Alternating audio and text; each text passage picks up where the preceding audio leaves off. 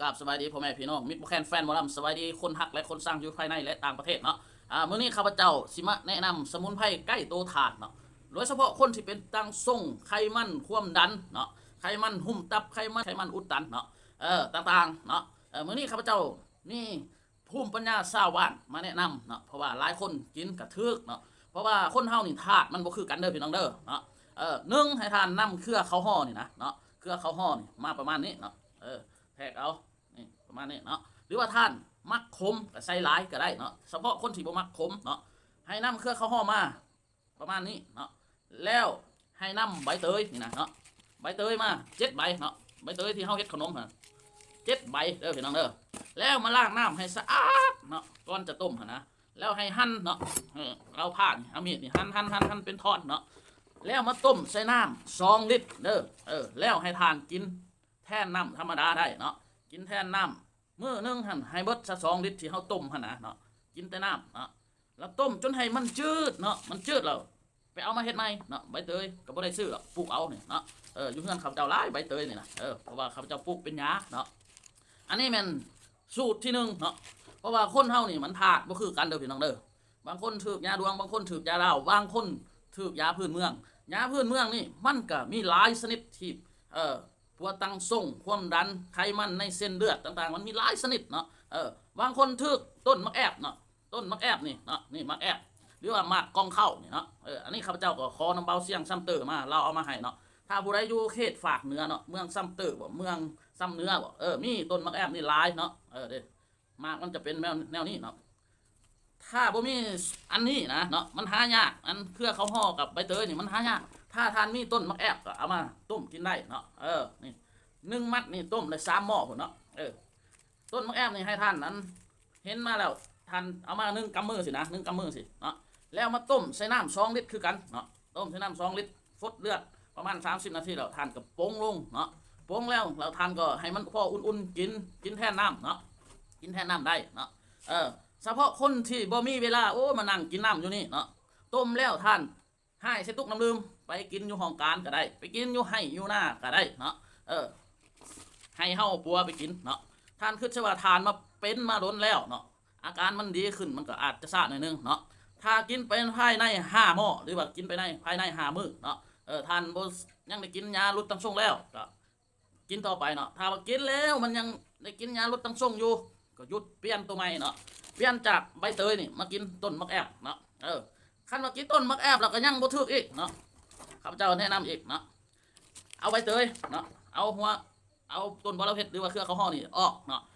แล้วให้ท่านเอาใบเตยนี่นะมา3 ใบเนาะมา3 ใบเนาะสูตรที่3เอามา3 ใบนี่แล้วเอาหัวสิงไข่มา3 หัวเนาะหัวสิงไข่เนาะนี่สูตรที่3เนาะหรือว่านี่ให้เอาหัวสิงไข่3 หัว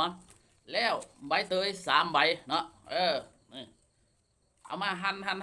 อันนี้ก็หั่นล้างน้ำให้สะอาดต้มใส่น้ำ2 ลิตรคือกันเนาะกินแทนน้ำคือกันเด้อพี่น้องเด้อ3 สูตร3 อย่างนี่ให้ท่านไปลองเบิ่งเฉพาะคนที่เป็นตั้งส่งไขมันความดันเนาะไขมันในเส้นเลือดต่างๆเนาะลองไปเฮ็ดเบิ่งเนาะเพราะว่าปัจจุบันนี้คนเป็นแบบนี้คือข้าพเจ้านี่เป็นหลายคนเลยเนาะแต่ว่าข้าพเจ้าถึกสูตรนี่เนาะถึกสูตรอันเครือข้าวห่อกับใบเตยนี่นะเนาะแม่นข้าพเจ้าก็กินประจำเนาะและข้าพเจ้าก็มากินตัวนี้อีกเนาะเพราะว่าข้าพเจ้าก็ลองกินเบิ่ง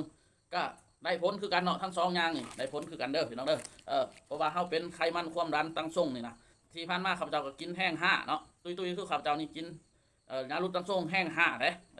เฮาหูจุกเป็นหัวมาหัวช่วงนี้ข้าพเจ้าบ่เป็นหยังเนาะเพราะว่าข้าพเจ้ากินนั้นสมุนไพรใกล้ตัวนี่แหละลองไปเฮ็ดไปเจอไปใช้เบิ่งเนาะถ้าอันเป็นประโยชน์ก็ฝากกดไลค์กดแชร์เนาะย้ำเด้อข้าพเจ้าบ่ได้มาสร้างคอนเทนต์ข้าพเจ้าบ่ได้มาสร้างย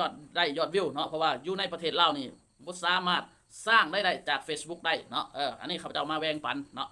เพราะว่าเห็นหลายคนไปคอมเมนต์คลิปข้าพเจ้าเนาะเห็นหลายคนแชร์เนาะแต่ว่าบ่เห็นตัวจริงเนาะถ้าผู้ใดอยากได้ยาตัวใดสามารถทักมาทาง Messenger ได้เนาะหรือว่าโอ้ยสอบบ่ได้นะหาสอบให้ได้ก็สามารถทักมาทาง Messenger ได้เด้อพี่น้องเด้อนี่หรือว่าผู้ใดอยู่เขตใกล้เคียงเฮือนข้าพเจ้าก็มาเอาได้เนาะใบเตยนี่เนาะหลายเนาะแต่ว่าหัวสิงไข่นี่รอเม็ดแล้วแต่ว่าต้นมะแอบนี่บ่มีเด้อบ่มีเนาะ ข้าพเจ้าก็ได้สั่งเราเบาเสียงเลยเอาแกนมาให้เนาะข้าพเจ้ากำลังปลูกเด้อกำลังปลูกขอบคุณขอบใจพี่น้องฝากกดไลค์กดแชร์เนาะให้ต้มเซมอสแตนเดร์ดพี่น้องบ่ให้ต้มเซมอดิน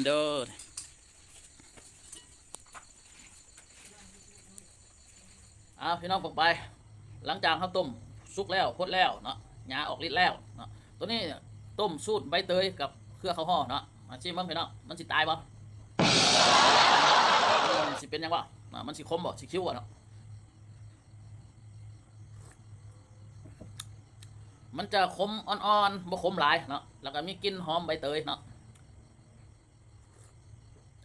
บานเป็นลมขมเป็นยาพี่น้องถ้าเขาใส่ร้ายกว่านี้อาจจะขมนะ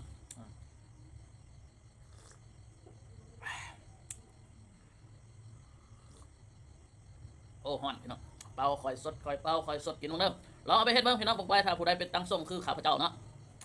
ข้าพเจ้ามันตุ้ยแล้วไขมันก็ขึ้นตั้งทรงก็ขึ้นเนาะความดันก็ขึ้นเนาะลองไปเฮ็ดลองไปนำใส่เบิ่งเด้อพี่น้องเด้อขอมาสนใจถ้ามีประโยชน์ก็ขอให้กดไลค์กดแชร์เนาะแชร์ไปหาเพื่อคนที่กำลังเจ็บกำลังปวดอยู่เนาะลองเอาไปใส่ทุกวิธีทางธาตุของคนเฮามันบ่คือกันเด้อพี่น้องเด้อขอมาขอบใจ